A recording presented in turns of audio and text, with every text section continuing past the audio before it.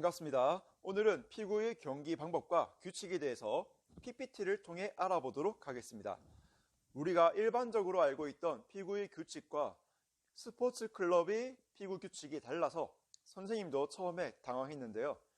피구 규칙을 안 후에는 마치 선생님이 초등학교 때 배운 약슈터 배드민턴이 나중에 스포츠로서의 배드민턴을 접했을 때 그런 신선함과 짜릿함이 느껴졌습니다. 오늘 선생님과 함께 피구 규칙에 대해 알아보고 학교에 등교해서 오늘 배운 피구 규칙을 적용해 보면서 여러분들도 신선하고 짜릿한 피구를 즐겨보도록 합시다. 먼저 경기 방법에 대해 알아보도록 하겠습니다. 경기 인원은 한 팀당 12명이고 12명 중 11명은 내야수, 1명은 외야수로 구성이 됩니다. 경기는 점프볼을 통해서 시작하며 경기는 한 세트당 5분으로 한 팀이 모두 아웃되거나 5분 후에 남아있는 내야수 인원을 비교해서 승패를 결정합니다. 무승부일 경우는 어떻게 할까요? 그럴 땐 3분의 추가 시간이 부여되어 승패를 가릴 수 있습니다. 선생님, 그런데 점프볼 하면 점프볼 한 사람은 아웃되기 쉬운 거 아니에요? 라는 걱정이 들 수 있는데 점프볼을 한 학생은 첫 번째 공격으로 아웃을 시킬 수 없다라는 규칙이 있으니까 안심하고 점프볼을 하면 되겠습니다. 이제 경기장 구성에 대해 알아보도록 하겠습니다. 경기장은 우리가 기존에 알고 있던 반반 코트가 아니라 총 4등분이 되어 있습니다. 오른쪽의 사진을 보면서 설명을 하자면 A팀의 내야 코트와 B팀의 내야 코트, B팀의 바깥쪽을 감싸고 있는 A팀의 외야 코트와 A팀의 바깥쪽을 감싸고 있는 B팀의 외야 코트, 이렇게 4개로 구성이 되어 있죠. 그리고 중앙에 점프볼을 하는 센터 서클이 있고 센터 서클의 양옆에는 라인이 그려져 있지 않은 곳이 있는데 그곳은 아웃된 선수가 이동하는 중립지역입니다. 다음으로 포지션에 대해 알아보도록 하겠습니다. 포지션은 크게 공격수, 차단수, 수비수가 있는데 각자 맡은 역할이 중요하니까 잘 알아두고 나는 어떤 포지션으로 게임을 즐길 것인지 생각해 보도록 합시다. 아래 사진의 초록 조끼팀을 보면 맨 뒤에 있는 선수가 차단수, 중간에 있는 선수가 수비수, 맨 앞에 있는 선수가 공격수입니다. 공격수는 정확하고 강력한 공격을 할 수 있는 선수로 우리 팀 진영의 제일 앞에 위치합니다. 또한 우리 팀 공격의 핵심 전력이기 때문에 수비 시에는 우리 팀 공격수를 보호하는 전술을 펼치기도 하죠. 다음으로 차단수는 키가 크고 캐치력이 좋아서 상대팀이 내야에서 외야로 패스를 하는 것을 차단하는 역할을 맡고 있습니다. 상대 외야수의 위치도 잘 파악해야 하고 눈치도 빠른 그런 센스 있는 플레이가 요구되는 포지션입니다. 마지막으로 수비수인데요.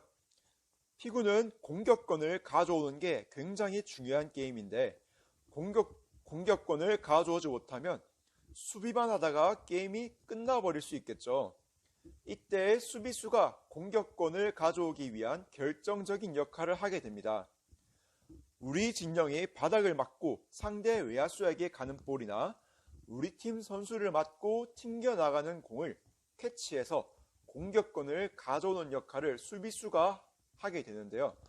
우리 진영에 넓게 포진해서 공이 우리 코트 밖으로 빠져나가지 못하도록 합니다. 그리고 경기 시작 전에 먼저 나가 있는 외야수가 있을 텐데요. 그 외야수는 경기 초반 흐름을 장악하는 핵심 인력으로 외야수의 뛰어난 플레이는 경기가 시작되자마자 12대 11을 12대 5로 만들어버릴 수도 있습니다. 이제 파울의 종류에 대해 알아보도록 합시다. 파울의 종류는 굉장히 다양하지만 오늘은 경기에 필수적인 7가지 파울만 알아볼 거예요. 첫 번째는 5초룰과 더블 패스 파울입니다.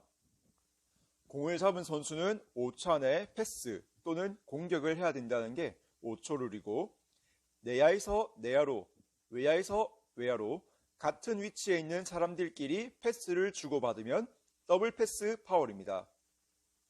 옆의 친구가 나보다 공을 더 잘 던지니까 네가 던져, 이런 건 없다는 거죠.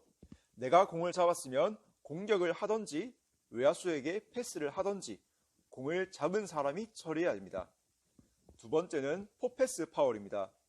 5분이라는 제한 시간 안에 서로 패스만 주고받으면 경기가 재미없겠죠.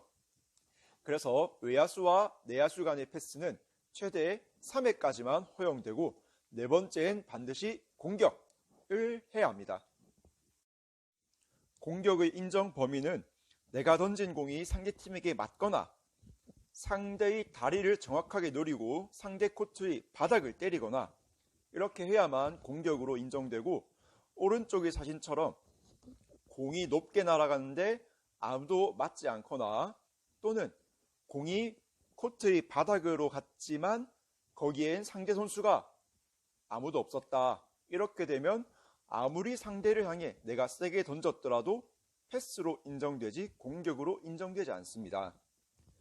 세 번째는 재개동작 파울입니다. 최초 점프볼을 제외한 모든 경기 중단 상황 후에는 공을 잡은 선수는 재개동작을 하고 심판의 신호가 있어야만 공격을 할 수 있습니다. 재개동작의 예시는 오른쪽의 사진처럼 공을 머리 위로 들고 심판의 신호를 기다리면 됩니다. 자, 이제 마지막 장입니다. 우측의 홀딩 파울 사진과 일리걸 캐치 파울 사진은 유튜브 피구왕 홈키 채널의 영상에서 가져왔습니다. 네 번째, 홀딩 파울입니다. 수직선상 상대 코트 위에 떨어져 있는 공을 내가 손으로 뻗어서 가져오면 홀딩 파울입니다. 단 공이 허리 높이 이상 높게 바운드되고 있을 경우엔 손으로 잡아올 수 있다는 걸 기억하세요. 다섯째는 일리걸 캐치 파울입니다. 피구에서는 손으로만 공을 잡는 것을 허용하고 있습니다. 지나가는 공을 오른쪽 사진처럼 발로 잡으면 파울입니다. 그리고 여섯 번째, 오버라인 파울입니다. 공격수나 수비수가 라인을 밟을 경우 파울로 공격권이 우리 팀에게 있다면 상대 팀에게 넘어가고, 혹시 두 발이 모두 나갈 경우엔 공격권도 뺏기고 아웃도 됩니다.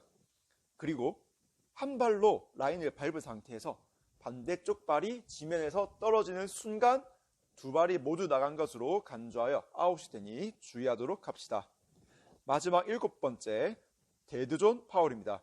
아웃된 선수는 반드시 중립지역을 통해서 우리 팀 외야 코트로 나가야 합니다. 상대팀 외야 코트나 상대팀 내야 코트를 절대로 밟으면 안 됩니다. 그 외에 헤더 어택 파울이라는 게 있는데 선생님이 던지기의 과학적 원리에서 간단하게 설명해 준 적이 있을 겁니다. 말 그대로 헤더 어택하면 안 된다, 머리를 맞추면 안 된다는 규칙입니다. 단 머리를 맞은 선수가 무릎이 바닥에 닿아 있었다면 그 선수는 머리를 맞았더라도 아웃이 된다는 걸 기억해야 합니다. 자, 오늘은 피구의 경기 방법과 규칙에 대해서 알아보았습니다. 여러분들이 학교에 등교하게 되면 오늘 배운 규칙으로 피구를 재밌게, 보다 더 짜릿하게 즐겨보도록 합시다.